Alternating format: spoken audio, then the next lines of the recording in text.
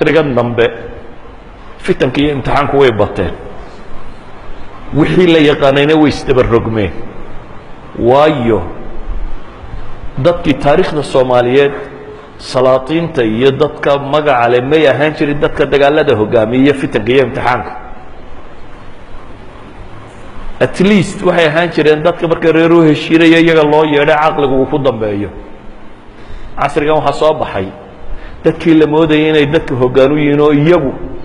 imtixaankuba uu yahay fursad iyo shaqo uu yahay ama manaasib dawladeed ku raadinaya dawladda haddaad wax ka weydo gilgil oo see loo gulgulaa waxoogaa reeraa isku khuuqi waa imtixaan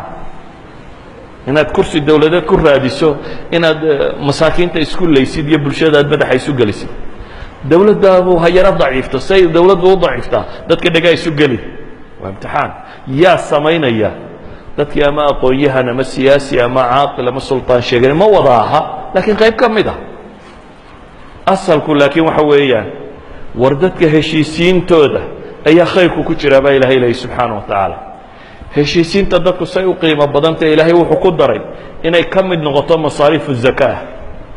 dhaqaalaha zakada la yidhaahdo islaamku uu ururiyo meelaha lagu bixinayo meel ka mid inay noqoto oo ilaahay wuxuu leeyahay inama sadaqaatu lilfuqaraa'i walmasaakiin والعاملين عليها والمؤلفة قلوبهم معاكو حاجة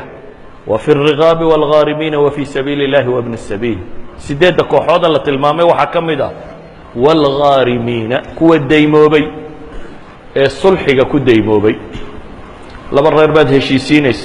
واد سكانتي واد سود ويسي لكن حولها الله يسوع شيغانيه مكتبه waxa ogtay inaanay bixin karin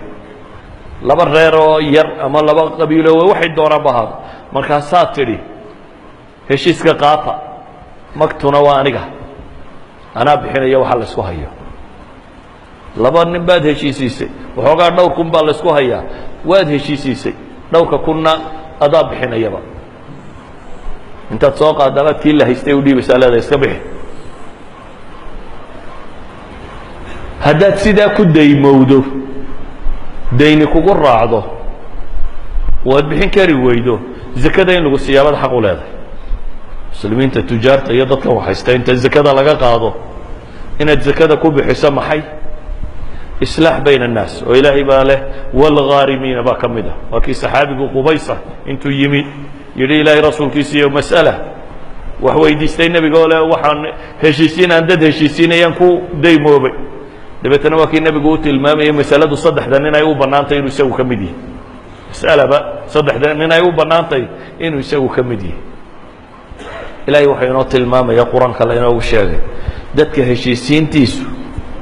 dhaarta in loo furo waan ka dhaartay iyo waanu dhaaranay iyo socon mayso